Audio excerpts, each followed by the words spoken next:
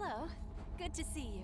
Alright there, Revenants, welcome back to Code Vein and the Road to 100, and today we are starting our 74th run, and we are trying to get that 5 stars here after this, and we will be 3/4 of the way to the Road to 100 and complete.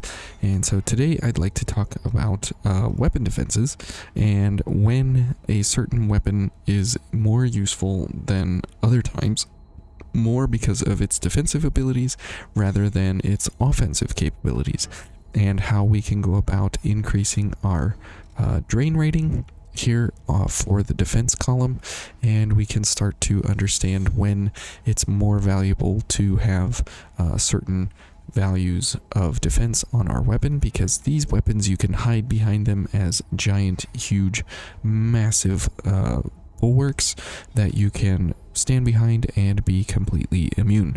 However, this weapon is not going to be as beneficial for us here in the adventuring portion. However, for the boss portion, as you'll notice, it is very imbalanced in its defenses, and it has perfect crush with some lacking in slash and pierce and nothing in the elemental region. So since Oliver does crush and only crush, we are able to block anything and everything that he has, except for the unblockable attacks, which you will get a very good taste of which ones those are, because if we are blocking and he hits us, it means that the damaging attack knocks us down, and then the damage is inflicted immediately afterwards.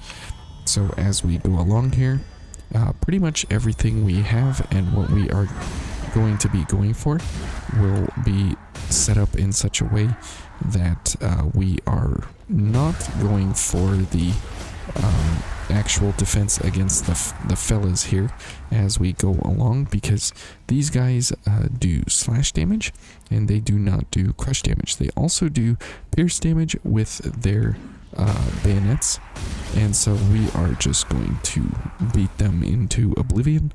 The Sunset Greatsword is not one of those swords that you come up against and you think that it's absolutely incredible by any means. However, here in this regard, it does very well. Here at the beginning of the game, it is kind of a lower tier sort of weapon. Oops, we missed this guy by a mile. That is okay. And so as you can see here, we do have some pretty slow moving weapon attacks here, but that's okay because these guys are simple enough to destroy, and we won't have any kind of ichor problems at the moment because we are going to be having a big drain rating for our attacks, and we are going to be doing crush. Now, since Oliver resists crush at a pretty healthy amount, this sword is not ideal for doing any kind of damage to him anyways. So that is why this is a very interesting weapon altogether for him, just because of the fact that it is not to do the damage, it is simply to do the defense against his attacks. And so once we get there to fight Oliver, it will be in our advantage to make sure that we are able to defend against all of his attacks, while at the same time recovering a healthy amount of ichor along the way. And as you can see, we are running quite low on ichor as we go along.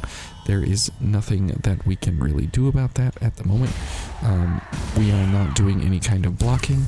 We are not doing any kind of serious super engagements here, and every enemy we come across we can simply obliterate.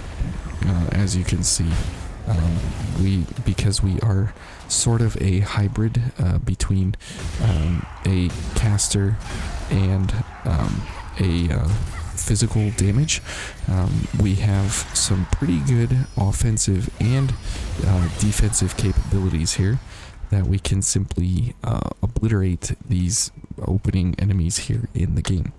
And no matter if we are slow mobility here, because it doesn't matter that we can't really dodge out of the way.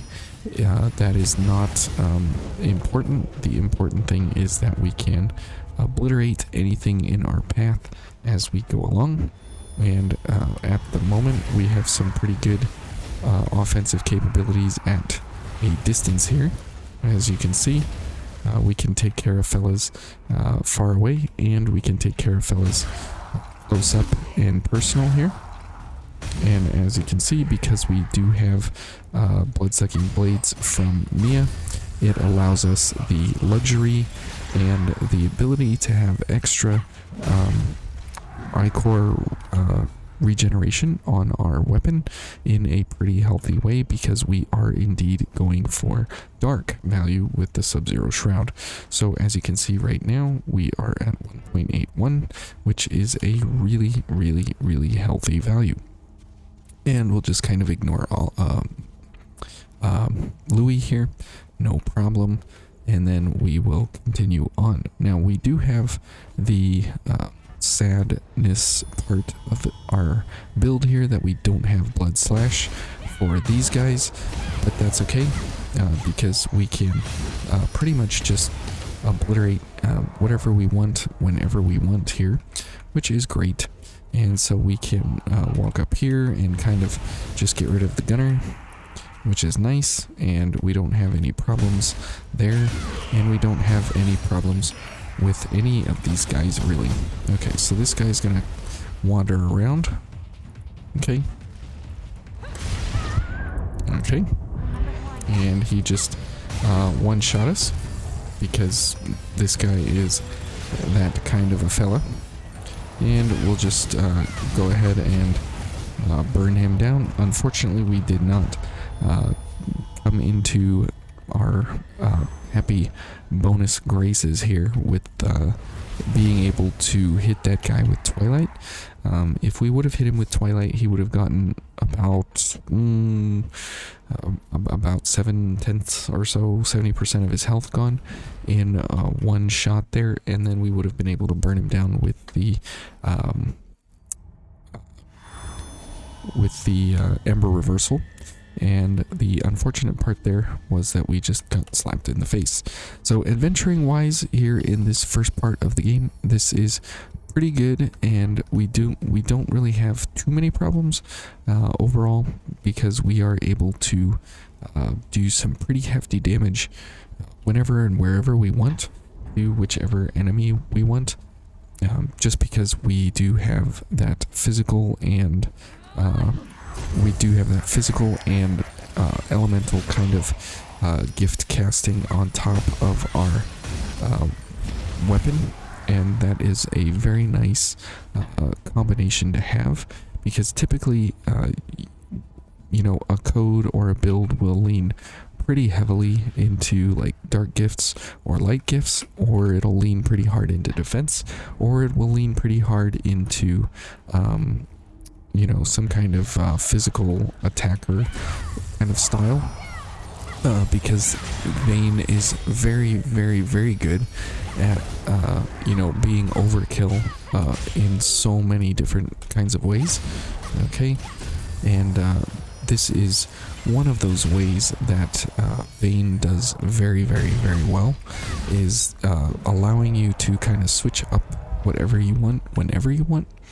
And this is one of those builds that you can engage with the game in a kind of hybrid sort of manner, and it does very, very well, regardless of how you want to go about it when you are engaging with these different mechanics.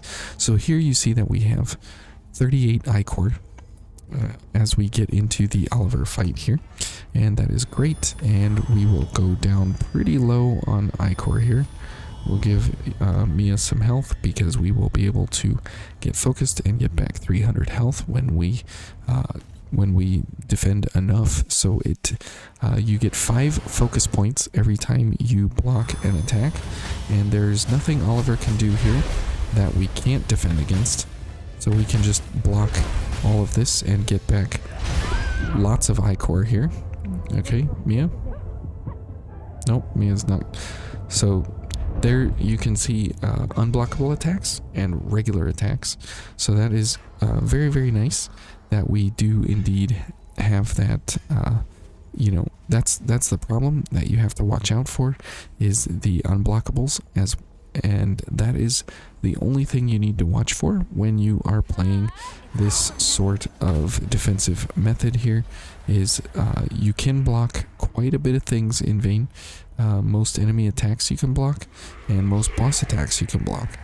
However, there are select few that happen to be in different patterns of the boss attack patterns where you cannot block them. For Oliver, there is the triple slam in phase 2. That is an unblockable. And this one single overhead that he has when he does the twirl around. So that is blockable.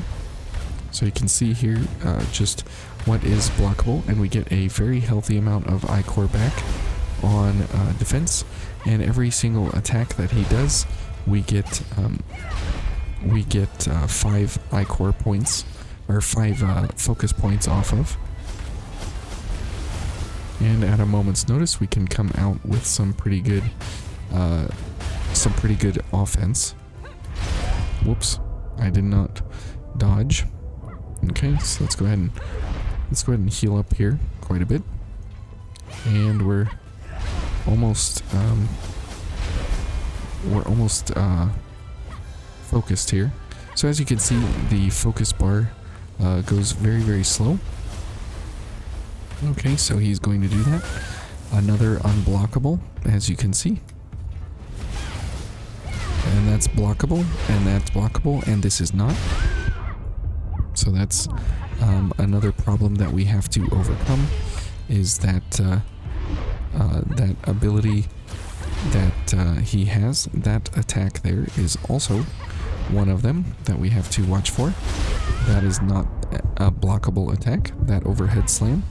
That twirl overhead. Okay, so let's go for a Twilight, just because it's super awesome damage. And this is blockable.